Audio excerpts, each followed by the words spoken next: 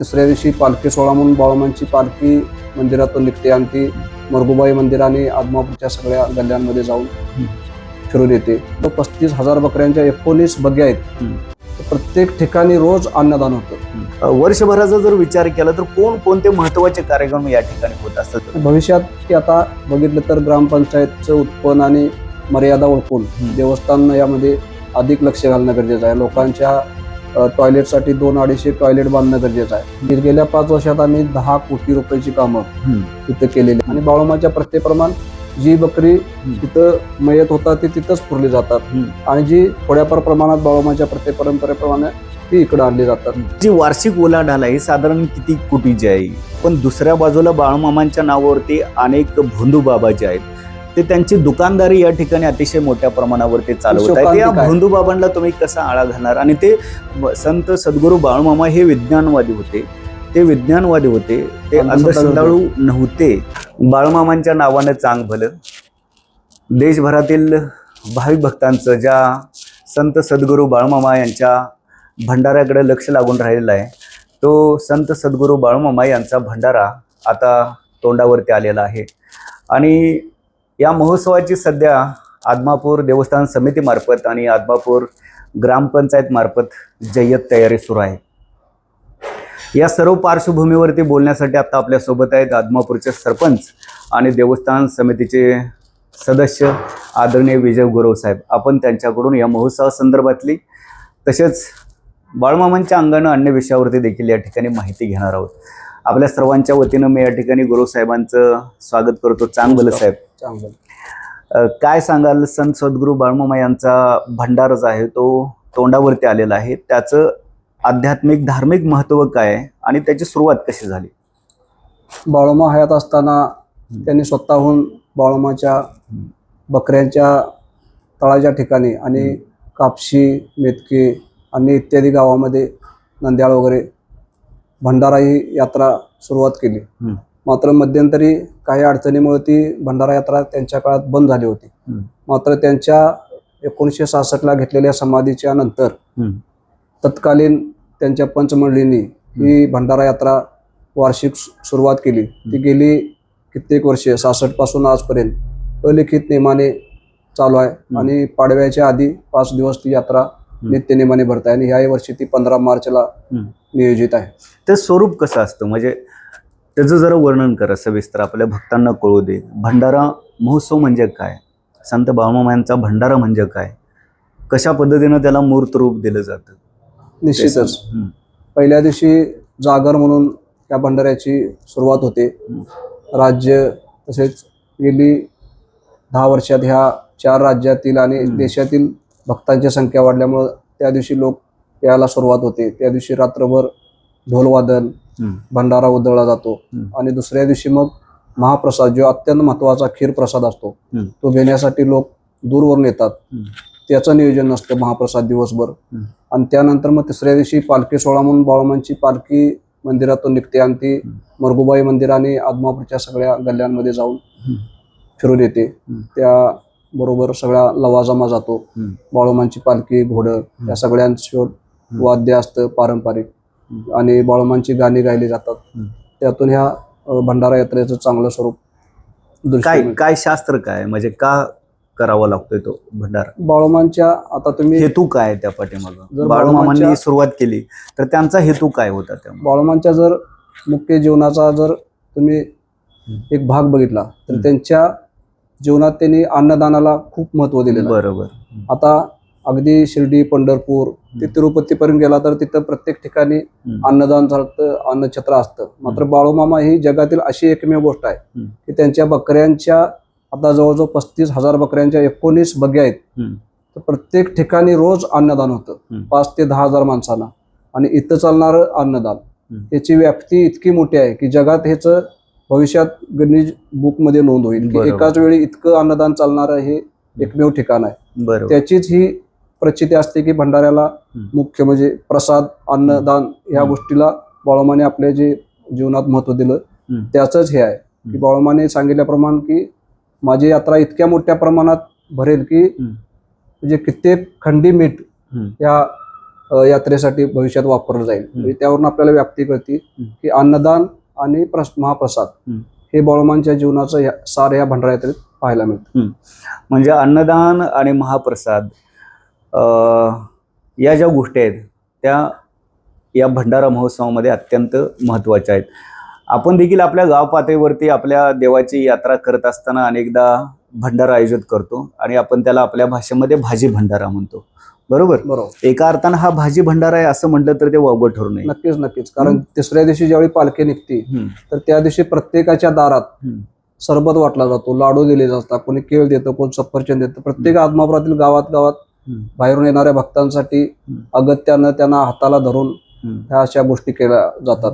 तुम्ही म्हणता तसं हा नक्कीच भविष्यात भाजी भंडारा म्हणून प्रसिद्ध. बरोबर आहे. आणि जो खरोखरच भाग्यवान आहे, नशीबवान आहे, त्यालाच या भाजी भंडाऱ्याचा लाभ मिळतो.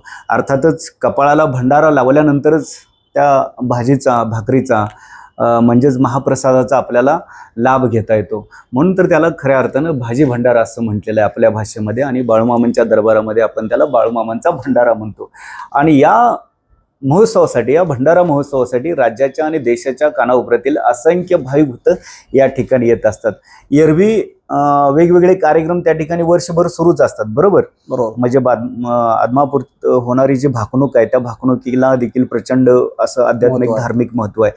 वर्षभराचा जर विचार केला तर कोणते महत्वाचे कार्यक्रम या ठिकाणी होत असतात? जसा गुढीपाडव्याच्या अगोदर तुम्ही हा भंडाऱ्याचा कार्यक्रम सांगितला, कोणते कार्यक्रम मंदिरामध्ये? नक्कीच. बाळूमामांच्या जन्मकाळाचं महत्व सांगणारा जन्मकाळ उत्सव हा एक मोठा उत्सव वर्षातून येत असतो. त्याचबरोबर श्रावण महिन्यामध्ये इथं हरिनाम सप्ताह चालतो, ज्यावेळी बाळूमामांची पुण्यतिथी असते.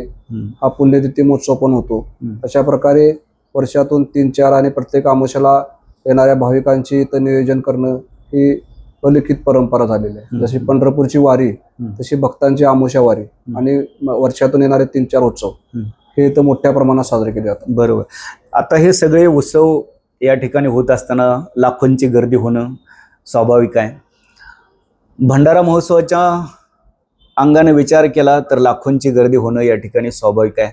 सरपंच म्हणून तुम्हाला या काळामध्ये कोणती काळजी घ्यावी लागते, ग्रामपंचायतीला कोणती कामं करावी लागतात आणि देवस्थान समितीच्या बरोबर ग्रामपंचायतीला कोणती कामं एकमेकांच्या हातात हात घालून करावी लागतात?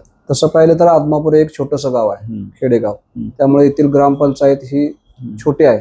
मात्र बाळूमामांच्या नावामुळे त्या आदमापूरचं नाव, ग्रामपंचायत नाव मोठं झालेलं आहे.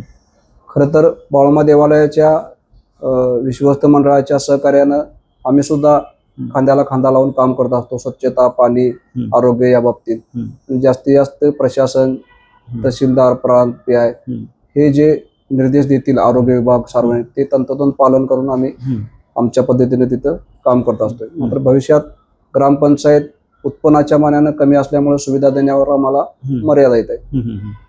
नव्हे, आलेल्या सर्वांची त्या ठिकाणी निवासाची सोय होते का? आता पूर्वी बांधलेल्या भक्त निवासमध्ये काही जण इथं राहत असतात. त्याचबरोबर आता तुम्ही बघितलं तर इथं 40 ते 50 मोठे हॉटेल झालेले आहेत. तिथे आपल्या ऐपतीप्रमाणे लोक जातात. वर मरुगबाई मंदिर आहे, तिथं आता दर्शन मंडप झालेला आहे, तिथंही भक्तजन जाऊन झोपतात. हनुमान मंदिर आहे, तिथंही लोक राहायला जातात. आणि प्रत्येकाच्या दारामध्ये आणि जिथं जागा मिळेल त्या ठिकाणी लोक आपल्या आपल्या दिंड्या घेऊन, आपापली वाहनं घेऊन स्वतःच राहत असतात. त्यामुळं चांगल्या प्रकारे नियोजन होतं. लगतच लागून गेलेला कालवा जो आहे पाणी त्याला सोडलं जातं, त्यामुळे तिथं त्यांची आंघोळीची व्यवस्था होते. त्यामुळे चांगल्या पद्धतीनं सर्वांची इथं देखभाल ठेवली जाते. बरोबर. हे मग प्रातविधीचे सगळे जे कार्यक्रम आहेत ते आटोपण्यासाठी म्हणजे विशेष काळजी घ्यावी लागते. तो संपूर्ण परिसर स्वच्छ आणि सुंदर राहायला पाहिजे, यासाठी काय काळजी घ्यावी लागते भविष्यात? की आता बघितलं तर ग्रामपंचायतचं उत्पन्न आणि मर्यादा ओळखून देवस्थान यामध्ये अधिक लक्ष घालणं गरजेचं आहे. लोकांच्या टॉयलेटसाठी 2-250 टॉयलेट बांधणं गरजेचं आहे. त्याचबरोबर आंघोळीसाठी पण एका दुसरे घाट बांधणं गरजेचं आहे. त्यांच्या पार्किंगची व्यवस्था वाढवण्यासाठी वाहनतळ उभारणं गरजेचं आहे. ते सद्यस्थितीत आता सुरुवात आहे. त्यामध्ये काही अडचणी, संकट आहेत, पण ते भविष्यात निघून जातील आणि भक्तांची चांगली सोय तिथं व्हायला मला काय वाटत नाही की फार वेळ लागेल. तुम्ही सरपंच म्हणून किती वर्ष काम सांभाळता? मी गेली 25 वर्षे इथं ग्रामपंचायत सदस्य, 10 वर्षे उपसरपंच आणि सद्यस्थितीत गेली 5 वर्षे मी स्वतः सरपंच म्हणून इथं काम पाहत आहे. बरोबर. म्हणजे त्यांना प्रशासकीय कामाचा देखील या ठिकाणी दांडगा अनुभव आहे, शासकीय कामाचा दांडगा अनुभव आहे. तुम्ही सांगा, आदमापूरमध्येच संत सद्गुरू बाळूमामा यांनी का समाधी घेतली? काय कारण असावं त्या कसं आहे, त्यांचं जन्मगाव अक्कोळ. मी बाळूमांच्या चरित्राचा अभ्यास केला अक्कोळमध्ये जाऊन, जिथे जिथं बाळूमा जात होते तिथं फिरून. तर बाळूमा लहान असताना त्यांच्या अक्कोळमध्ये मरगुबाई मंदिर आहे, तिथं बाळूमा एकांतात जाऊन बसत होते. मात्र ज्यावेळी बाळूमाने समाधी घ्यायचा निश्चय केला त्यावेळी बाळूमा इकडे बकरी घेऊन येत होते.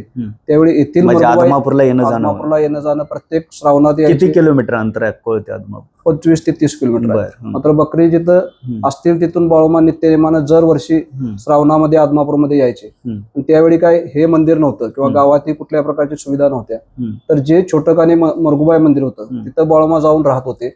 आणि त्या मरगुबाई मंदिराशी त्यांचं इतकं नातं घट्ट झालं की नंतर कित्येकाने आग्रह करून सुद्धा शेवटी बाळूमाने सांगितलं की मला आदमापूरच्या मरगुबाई मंदिरातच न्या. आणि तिथंच त्यांनी 4 सप्टेंबर 1966 शेवटचा श्वास घेतला. त्यामुळे मरगुबाई मंदिरशी जे जुनं नातं होतं त्यांचं लहानपणीचं ते त्यांनी शेवटचा श्वास घेताना जपलं. त्यामुळे आदमापूरमध्ये येण्यासाठीचा हा एक महत्वाचा दुवा आहे असं मला वाटतं. बरोबर. मग मला एक सांगा, पूर्वीचं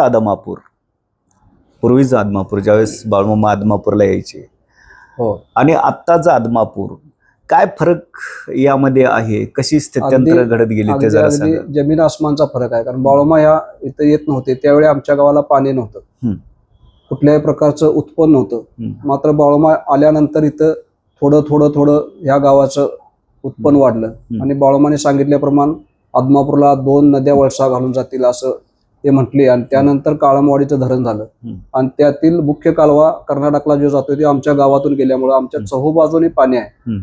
आणि आता सगळ्यात जास्त उत्पन्न ऊसाचं होतंय. त्यामुळे लोक सक्षम झाली. आणि त्यानंतर आता बाळूमाच्या ह्या मंदिराच्या निमित्तानं घरपती लोक रोजगारक्षम झाली. येणाऱ्या भाविकांचं पर्यटन, त्यांना लागणाऱ्या सुविधा देऊन आज आदमापूर हे सगळ्यात आर्थिक स्त्रोत झालेला आहे. त्यामुळे जमीन आसमानची, पूर्वीचा आदमापूर एक छोटेखानी खेड आणि आत्ताचा आदमापूर एक हायटेक आदमापूर झालेला आहे. अगदी तुम्ही बघितलं तर तिथं उड्डाण पूल सुद्धा आहे. मोठ्या नगरपालिका किंवा मोठ्या मोठ्या सिटीना असतो. बरं, हा बदल निश्चित जाणवतो. निश्चित. ग्रामपंचायतचा रेव्हेन्यू वगैरे काय वाढला त्याच्यामुळे? नक्कीच ग्रामपंचायतचा रेव्हेन्यू वगैरे वाढला. मात्र त्यातून जे म्हणावं तशा ग्रामपंचायतला अजून उत्पन्नाचं स्त्रोत वाढलेलं नाही. कारण इथं कुठल्याही दुकानदाराच्याकडून निधी घेतला जात नाही, कर आकारला जात नाही किंवा भाविक भक्तांकडून पार्किंगची सुविधा वाहनांच्यावर बसवलेला नाही. मात्र राज्य शासनाकडून काही जे योजना आहेत त्यातूनच हा विकास साधला जातो. बरोबर. भविष्यात अशी एखादी ग्रामपंचायतला फिक्स उत्पन्न जसं शिर्डी पंढरपूरला राज्य शासन देतं तसं देण्यासाठी गेली 5 वर्ष मी प्रयत्नशील आहे. अतिशय चांगली, मला वाटतं अतिशय चांगली गोष्ट. सातत्यानं ते प्रयत्नशील आहे. आज प्रत्येकाला प्रश्न पडला असेल की आतापर्यंत किती कोटींची कामं या ठिकाणी आदमापूरमध्ये झाले, काय सांगाल त्या संदर्भात? नक्कीच गेल्या 5 वर्षात आम्ही 10 कोटी रुपयाची कामं इथं केलेली आहेत आदमापूरमध्ये. काय काय त्यामध्ये कोणत्या गोष्टींचा अंतर्भाव आहे? प्रादेशिक पर्यटन मधून 3,76,00,000 रुपये मरगुबाईच्या पर्यटनासाठी, त्यामध्ये 1,61,00,000 लाखाचा दर्शन मंडप आणि त्यातून परिसरातील रस्ते, गोवर्ग यात्रा स्थळातून 1,16,00,000 मुख्य पालखी रस्ता. त्याचबरोबर आम्हाला विकास महात्मे खासदार जे आहेत नागपूर, त्यांनी धनगरांसाठी राज्यभर 25 असणाऱ्यामध्ये अहिल्याबाई होळकर सामाजिक सभागृह 1,20,00,000. त्याचबरोबर जलजीवन मिशन मधून 1,24,00,000 पाण्याची योजना. त्याचबरोबर मागासवर्गीय आंबेडकर भवन आणि तेथील रस्ते, अशी विविध प्रकारची कामं 10 कोटीपर्यंत आम्ही नक्की. आदमापूरची लोकसंख्या किती आहे? मतदान किती आहे? 3,000. मतदान किती आहे? 1600 मतदान आहे. 3,000 लोकसंख्या आहे. खरं तर सरपंच विजय गुरु साहेब यांचं करावं तेवढं कौतुक थोडं आहे. मी आपल्या सगळ्यांच्या वतीनं त्यांचं जाहीर अभिनंदन करतोय. बघा, 1600 मतदान आहे आणि 1600 मतदान असलेले आणि 3,000 लोकसंख्या असलेल्या या गावामध्ये 10 कोटी रुपयांची कामं त्यांनी खेचून आणलेले आहेत. आम्ही सर्वांच्या वतीनं साहेब तुमचं या ठिकाणी जाहीर अभिनंदन करतोय.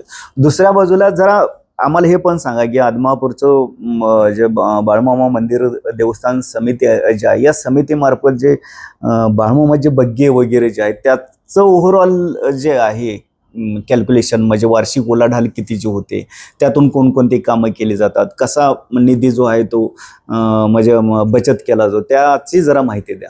नक्कीच. कारण बाळूमा हयात असताना त्यांनी जी 700 बकरी आपली इथं पंचांच्या स्वाधीन केली होती. फक्त 700 बकरे. 700 लक्षात बकरे. ठेवा, महत्वाचा आकडा आहे 700 आणि त्यांनी बकरे. सांगितलं होतं की पंचांनी काय काम केलं हा प्रश्न ज्यांना पडतोय ना, त्यांना पंचांनी त्यांच्या भाषेत दिलेलं अतिशय मार्मिक उत्तर आहे. 700 बकरी बाळमामा सोडून गेले होते. आज ती बकरी हजारोंच्या संख्येत गेले. तुम्ही जरा सविस्तर सांगा. त्या 700 बकऱ्यांना बाळोबाने सांगितलं होतं की विकू नका, ती सांभाळा, ती पांडुरंगाची बकरी आहेत आणि मी गडी आहे. त्या पद्धतीने ते त्यावेळेचे पंच करीत गेले. आणि त्या 700 बग्याचा नंतर 1 बगा, नंतर 2 बगा, 3, 4, 10, 12 असे आता 14 पासून 19 बगे तयार झालेत. आज ती संख्या 35,000 पर्यंत. अरे वा. आणि त्यातून हे एखाद्या कॉर्पोरेट कंपनी सारखं नियोजन असते. बरोबर. ज्या ज्या ठिकाणी बकरी असतात त्या ठिकाणी ते अलिखित एक प्रकारचा भंडारा तिथं तयार होतोय. त्या दिवशी तिथं महाप्रसाद होतोय. तिथं लोक आपल्या घरात जे ज्वारी तांदूळ काय पिकतंय ते आणून तिथं देतात. बरोबर. ते इकडे आदमापूरला आणलं जाते आणि आदमापुरात येणाऱ्या सगळ्या भक्तांना मोफत अन्नछत्र दिलं जाते. रोज 5 ते 10,000, अमावस्याला 1 ते 1.5 लाख. अशा प्रकारे चांगलं नियोजन चालते. बकऱ्यांचे संगोपन केले जाते, त्यांना औषध पाणी सगळं दिलं जाते. आणि बाळूमाच्या प्रत्येप्रमाण जी बकरी तिथं मयत होतात ती तिथंच पुरली जातात आणि जी थोड्याफार प्रमाणात बाळूमाच्या प्रत्येक परंपरेप्रमाणे ती इकडे आणली जातात. विकली जात नाहीत बकऱ्यांची विक्री. नाही, जे बाळूमांची सुरुवातीची जी पद्धत होती ती मादी ही कधीच विकली जात नाही, म्हणून संख्या वाढते. आणि जे नर ज्यांचे आजारी पडले, वयोवृद्ध झाले, ते बाळूमा असताना विकत होते. तीच प्रथा आजही चालू आहे. त्यातून समितीला जे उत्पन्न होते त्यातून हा सगळा विकास होत आहे. कुठल्याही प्रकारचं राज्य शासनाचं 1 रुपयाचं इथं अद्याप अनुदान नाही. बघा किती महत्वाची गोष्ट स्वतःच्या ताकदीवर हा सगळा विकास चालू आहे. म्हणजे मेंढरापासून जे उत्पन्न मिळते त्यातून या सगळ्या या तीर्थस्थळाचा विकास केला जातोय. पुन्हा एकदा लक्षात घ्या, या सर्व बाळमामांच्या मेंढरांपासून जे उत्पादन मिळते त्यापासून या तीर्थस्थळाचा विकास केला जातोय. आणि याचं सगळं श्रेय सरपंच, ग्रामपंचायत सदस्य आणि देवस्थान समितीच्या सदस्यांना जाते. अनेक जण वाटेल ते आरोप करतील. आरोप करणं सगळ्यांना ते सोपं वाटतंय. सोपं काम आहे, आरोप करणं सोपं काम आहे. पण 700 बकरी असताना बाळूमा 700 बकरी पाठीमागे ठेवून गेले. त्या 700 ची संख्या आज 35 ते 40 हजारांच्या घरात गेले. हे एक मोठी जबाबदारी आहे ना. ही जबाबदारी पार पडते त्यांचे. आपण कधीतरी मोठ्या मनानं कौतुक केलं पाहिजे ना. आणि आम्ही कौतुक करतोय साहेब तुमचं. मग ही जी वार्षिक उलाढाल आहे ही साधारण किती कोटीची आहे?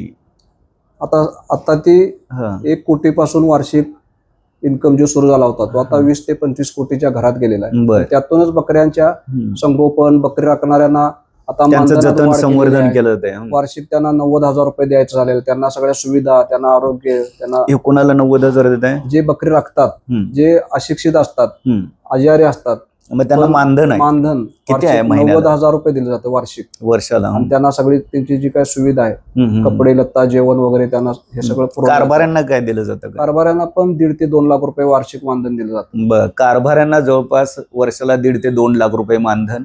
बकरी राखणाऱ्यांना प्रत्येकी 90,000. अशी किती आहेत सगळे ते?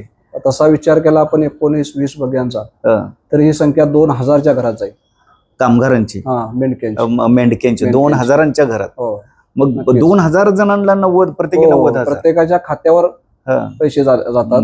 त्याच्या बँक अकाउंटला पैसे लिंक केलेले आहेत. 2,000 म्हणजे खूप मोठा आकडा आहे. नक्कीच जे पैसे येतात ते परत त्यांना जातात.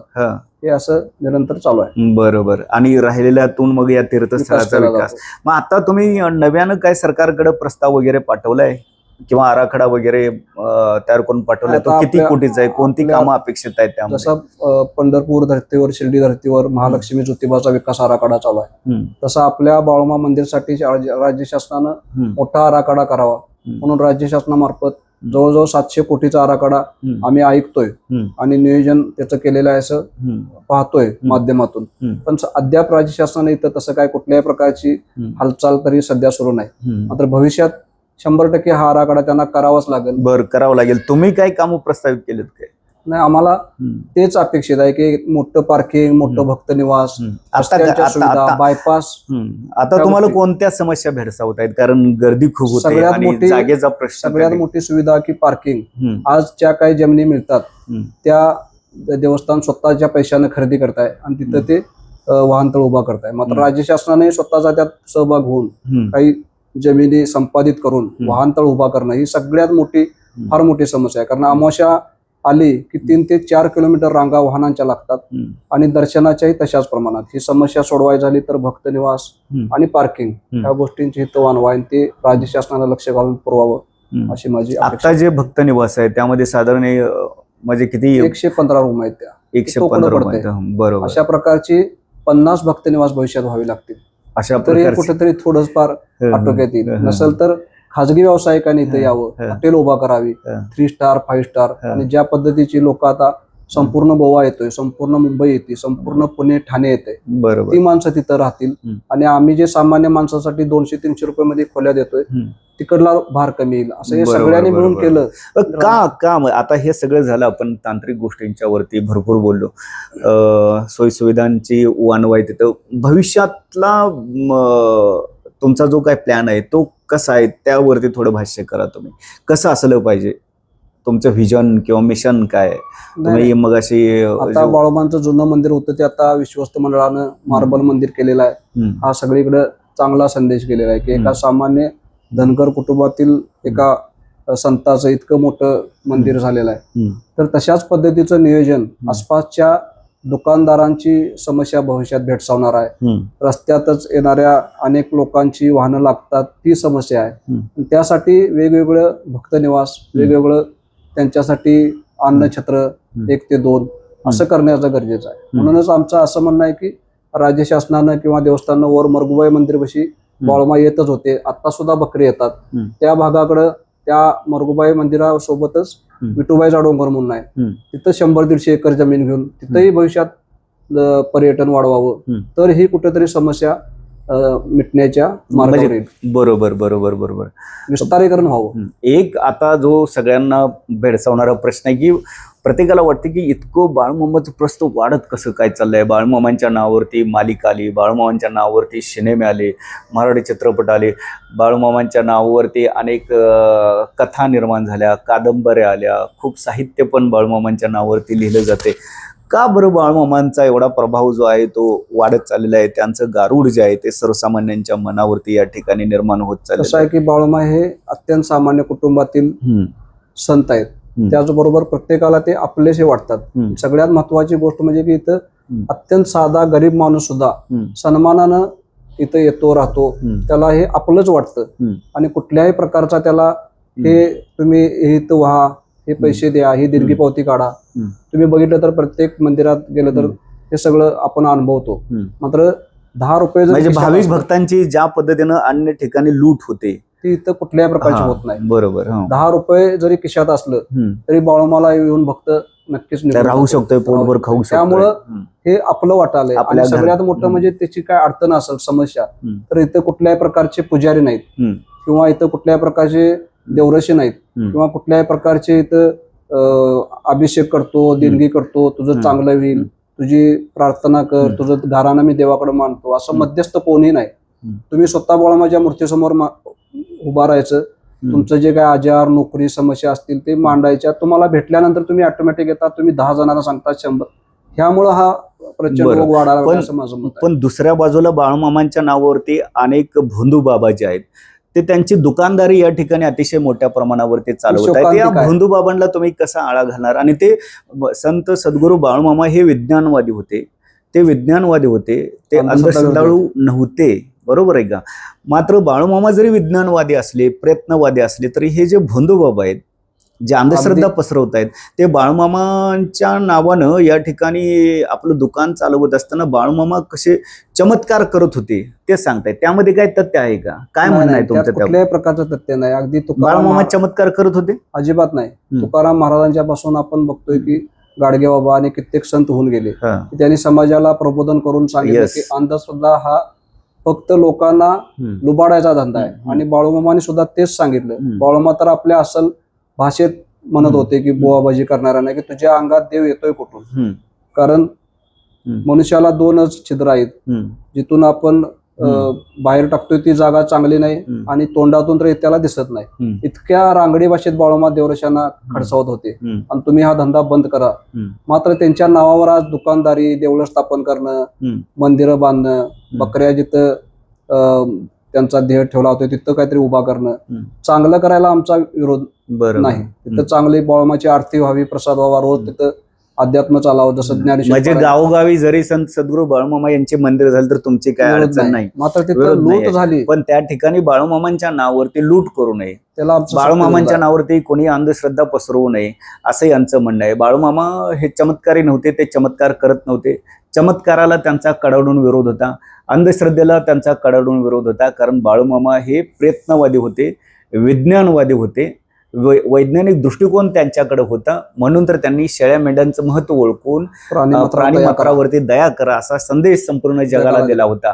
मात्र आज स्वतःच्या पोटासाठी हे जे समाजामधले काही नालायक लोक आहेत, जे स्वतःला बाळूमामाचे फार मोठे काय समजतात, शिष्य समजतात, वारस समजतात, कोण घाणबाबळीच्या काट्यावर जाऊन झोपतोय, कोण देशी बाबळीच्या काट्यावर जाऊन झोपतोय, ह्याच्याबद्दल काय मत आहे तुमचं? आणि ह्या गोष्टीला आमचा विरोध आहे, कडाडून विरोध आहे. या गोष्टीवर आम्ही याच्या आधी फौजदारी असं बाळूमामाने कोणाला सांगितलं नाही घाणबाबळी गरज असेल तर आमच्या देवालय समितीला किंवा सरपंच ग्रामपंचायत म्हणून आम्हाला कळवण्यात यावं, तुम्ही त्यांच्यावरती कारवाई करणार.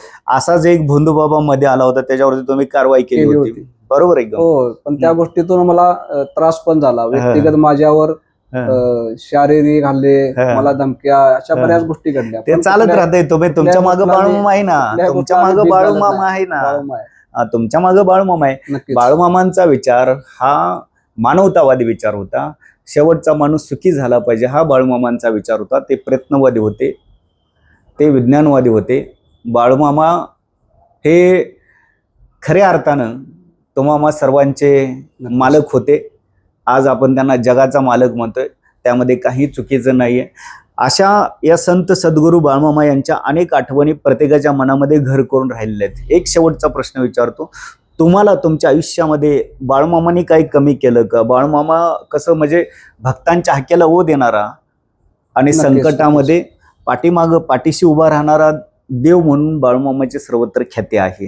काय सांगाल तुमच्या आयुष्यामध्ये? इतरांचा अनुभव मी ऐकतो आणि मला ते ऐकताना इतकं भरून येतं की ते पटण्याच्या पलीकडचे अनुभव असतात.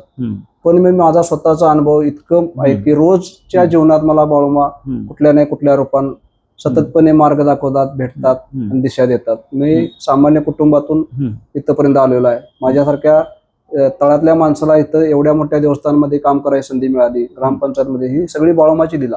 आणि जे त्यांनी शेवटचं श्वास घेतला त्या मरगुबाई मंदिरशी माझं अनन्यसाधारण नातं जोडून त्यांनी दिलेलं आहे. तिथल्या विकासात मी महत्वाची भूमिका बजावलेली आहे, बजावणार आहे. हीच बाळूमांची माझ्यावर कृपा असं मी समजतो. आणि मी माझं आयुष्य पूर्णपणे बाळूमांच्या भक्तांच्या सोयीसुविधेना भविष्यात देणार आहे. निश्चितच चांगली गोष्ट आहे. विचाराप्रमाणे उच्चार आणि उच्चाराप्रमाणे आचार करणारे व्यक्तिमत्व म्हणून विजय गुरु साहेब यांची सर्वत्र ओळख आहे. संत सद्गुरू बाळूमांच्या सर्व भक्तांच्या मध्ये त्यांची ओळख आहे. आणि म्हणून तर गेल्या अनेक वर्षांपासून संत सद्गुरू बाळूमामा यांच्या विचारांची पालखी विजय गुरु साहेब आपल्या अंगा खांद्यावरून वाहून नेत आहेत. म्हणून त्यांची लोकप्रियता आपल्याला सर्वत्र पाहायला मिळते. आणि उक्तीला कृतीची जोड देत त्यांनी आदमापूर गावचा तर विकास केलेलाच आहे, त्याचबरोबर या तीर्थस्थळाचा देखील दांडगा विकास करण्याचा चंग त्यांनी बांधलेला आहे. आणि नुकतंच त्यांनी राजकारणातून निवृत्ती घेतलेली आहे अशी घोषणा देखील त्यांनी या ठिकाणी केली आहे. आणि इथून पुढचं राहिलेलं जे संपूर्ण आयुष्य आहे ते त्यांना बाळूमामांच्या सेवेमध्ये समर्पित करायचं आहे. सर्व भावी भक्तांच्या सुख सोयी सुविधांसाठी त्यांना त्यांचं आयुष्य समर्पित करायचं आहे. त्यांच्याबरोबर अर्थातच अमोल पांढरे देखील या ठिकाणी असणार आहे आणि तुम्ही सर्वजण त्या ठिकाणी असाल. माझे मित्र मानदेश प्राईमचे संपादक सचिन शिंगाडे देखील तुमच्यासोबत आहेत. माझे सहकारी मित्र दादासाहेब अक्षय देखील तुमच्यासोबत आहेत. आम्ही सर्वजण तुमच्या पाठीशी आहोत. जय बाळूमामा. जय बाळूमा. आवाज माणदेशाचा, माणदेशातील प्रत्येकाचा. माणदेश प्राईम सबस्क्राईब करा आणि अपडेट रहा. नवीन व्हिडिओच्या नोटिफिकेशनसाठी बेल आयकॉनचं बटन दाबा. धन्यवाद.